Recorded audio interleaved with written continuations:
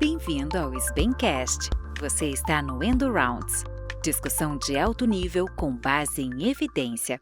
Olá a todos, meu nome é Manuel Martins. Com grande felicidade e honra de estar aqui com a doutora Andrea Gleiser, que é coordenadora do Departamento de Neuroendócrino da SBEM e também médica responsável pela unidade de neuroendocrinologia da Faculdade de Medicina da USP de São Paulo. Andrea, muito obrigado aqui pela sua presença com a gente hoje. A Andrea foi uma das autoras do novo consenso da Pituitary Society sobre incidentalomas de hipófise, que é um tema que todos os endócrinos têm no dia a dia, né? A gente cada dia mais recebe pacientes encaminhados pelo geriatra, ou pelo clínico, ou pelo neurologista, com esses incidentalomas. Então, Andrea, como é que o endocrinologista, quando recebe o paciente, como é que ele deve investigar esses incidentalomas de hipófise? Bom, olá a todos, obrigada, Manuel, pela apresentação. Para mim é um prazer estar aqui no podcast da SBEM, né? A gente conversar aí sobre neuroendocrinologia, que a gente gosta tanto, e trazer informações claras, né, e corretas para os nossos colegas. Então, eu tive o prazer de participar desse consenso, né, junto com a doutora Mônica Gadelha, que foi outra brasileira, e vários colegas da Pituitary Society, e é um consenso que foi recentemente publicado justamente para nortear, né, como é que a gente conduz esses casos que são tão comuns como você comentou. Então, em adultos, a frequência é cerca de 10%, né? A gente espera aí pelos exames de imagem, principalmente ressonância. Bom, então acho que o primeiro ponto é avaliar adequadamente a imagem e a gente checar se existe uma lesão ou não. Então, simplesmente pode ser um artefato, pode ser o achado de alguma alteração fisiológica, por exemplo, uma hiperplasia de hipófise, né? E não necessariamente uma lesão. Então, acho que esse é o primeiro ponto. E se a gente tiver dúvida, sempre recorrer a um neuroradiologista. O segundo ponto é se há uma lesão, que tipo de lesão, né? E aí as mais comuns em adultos são o adenoma de hipófise, né? E em segundo lugar, o cisto de bolsa de Hátch. E aí eu acho que um cuidado que a gente tem que ter é sempre quando a gente se comunicar com o paciente, como é que a gente vai transmitir essa informação, porque muitas vezes o paciente fica assustado, né, achando que tem um tumor no cérebro, que tem um câncer. Então os adenomas de hipófise, que são os achados incidentais mais comuns, né, nos adultos, pensando em lesão mesmo e não artefato e coisas habituais, variações anatômicas, né, esses são tumores benignos, né, na grande maioria. Então acho muito importante a gente reafirmar isso. E na grande maioria das vezes vão ser microadenomas, né? Que vão ter um curso muito benigno, né? Que raramente a gente vai ter que intervir. Então, essa comunicação com relação ao diagnóstico. E aí, pensando que seja um adenoma de hipófise, a gente vai dividir, então, em microadenoma, que tem um maior diâmetro menor do que 1 centímetro, ou macroadenoma, maior ou igual a 1 centímetro, porque eles têm histórias naturais diferentes, né? E o segundo ponto é se eles produzem algum hormônio autonomamente e se tem alguma deficiência hormonal dentro dessa divisão. Então, tamanho e funcionalidade, né? E aí, mesmo que seja o achado incidental clássico, né? Então, o paciente teve um trauma, teve um zumbido e fez a imagem, não tinha nenhuma queixa específica, mesmo assim, a gente pode ter tumores funcionantes, né? E aí, por conta da frequência, a gente tem que excluir, se o paciente não tem nenhum quadro clínico, 2 deles, que são o prolactinoma e o somatotrofinoma.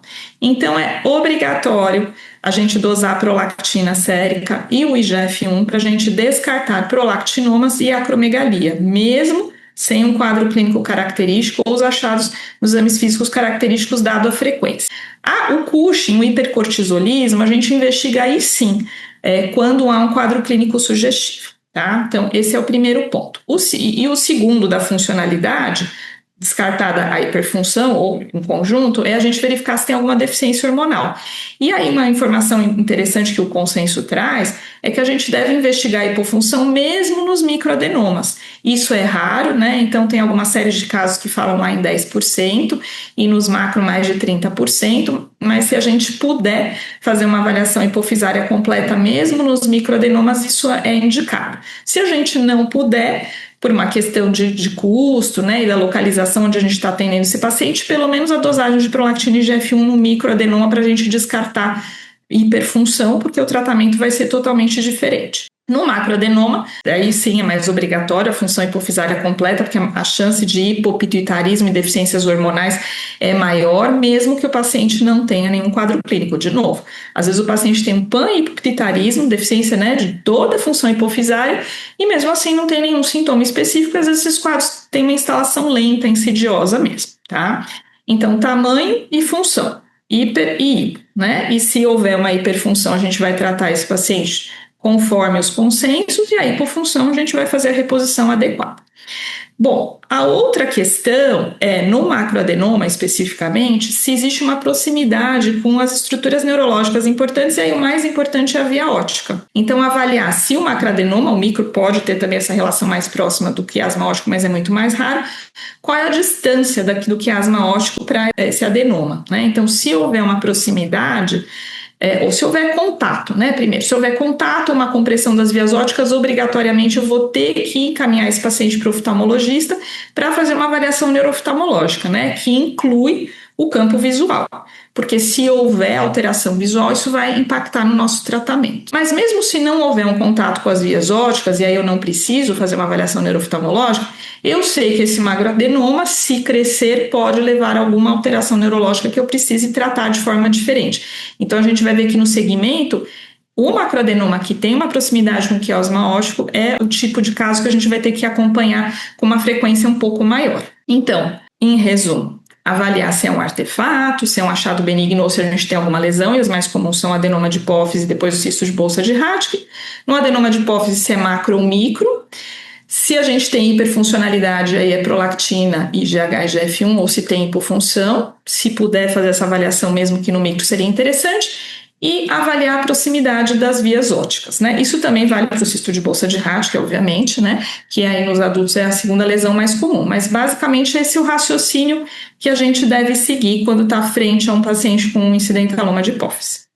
E, Andréia, é assim, acho que você deu um panorama super completo da avaliação hormonal, clínica e hormonal, e em relação ao acompanhamento com imagem, né? Então, assim, como é que a gente poderia fazer um acompanhamento seguro desses pacientes que, eventualmente, você não precise fazer uma intervenção no começo, né? Um não secretor, por exemplo, que você não vai pequeno, que você não vai intervir. Como é que seria esse acompanhamento com imagem? Então, essa é uma ótima pergunta, porque foi uma das novidades também que o consenso trouxe, né? Então, pelas publicações recentes, a gente sabe que o microadenoma, ele tem uma tendência menor de crescimento do que o macro, e a gente tem uma segurança maior para espaçar essa reavaliação de imagem. Então, no paciente portador de microadenoma, que você tem, então, a avaliação que sugere que é um microadenoma, né, que é uma avaliação presuntiva, que você fez a avaliação hormonal, você pode repetir essa imagem em 2 a 3 anos. A gente não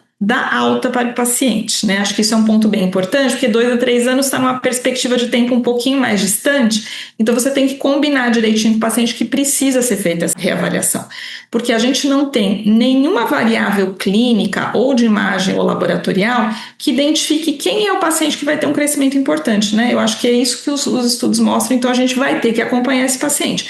Mas isso pode, no paciente com microadenoma, ser feito em 2 a 3 anos, se não houver nenhum quadro clínico sugestivo de crescimento tumoral antes disso. Se o paciente apresentar cefaleia, alteração visual, qualquer mudança no quadro, sim, você precisa reavaliar antes. Nos macroadenomas, que tem uma proximidade com o quiasma óptico, e aí o que o consenso coloca lá são 5 milímetros, então a gente sabe que se esse tumor crescer, o paciente pode apresentar alguma alteração neurológica que precise de intervenção, a gente deve repetir essa imagem em 6 meses. E no paciente que tem um macroadenoma com a lesão longe, né, mais longe das vias ópticas, a gente vai repetir em 1 ano. Então, mais precoce que no micro, né, mas não precisa ser tão precoce quanto na lesão que está próxima da via óptica. E por que o consenso sugere essa conduta? Então, só para a gente ter uma perspectiva, né, porque os microadenomas também crescem, mas a lesão está longe ali das estruturas neurológicas, então o crescimento discreto não vai levar a nenhuma repercussão, mas alguns trabalhos mostram que em 1 ano a chance de crescimento do micro é de 3 para 100 indivíduos, enquanto que no macro de 12 a 13. Então, a frequência de crescimento no macroadenoma é maior E como a lesão é maior, a gente pode ter o contato com as estruturas neurológicas, principalmente a via óptica, que vai levar a alguma mudança de intervenção, que é isso que preocupa a gente. A partir daí, você vai personalizar a tua frequência. Então, eu tenho um paciente com microadenoma. Eu fiz a avaliação em 2 a 3 anos. É uma lesão muito pequena, menor que 5 milímetros. É um paciente com mais idade, eu posso espaçar. Ou é uma mulher jovem que queira engravidar. Eu vou repetir dali a 2, 3 anos de novo. E no paciente com macroadenoma, que à medida que você vai acompanhando, o tumor te mostra o comportamento clínico, né? Se ele tende a crescer ou não, ainda que ele possa crescer mais tardiamente. Então, se ele cresceu e teve uma alteração neurológica, você já vai intervir. Se ele não teve, mas ele está próximo do quiasma óptico, você vai ter que repetir em 6 meses de novo. Enquanto que naquele que está longe do quiasma, se não cresceu, você pode repetir num intervalo de tempo maior, em uns 2 anos. Então, de acordo com esse comportamento clínico, é que a gente vai individualizando, pensando ou em espaçar ou em tornar mais frequente essa imagem. E só lembrando que, apesar de não eventualmente ter crescimento logo de início, esse crescimento pode ser mais tardio, por isso que a gente não deve dar alta para o paciente, mesmo quando não tem um crescimento logo de início. Pronto, André.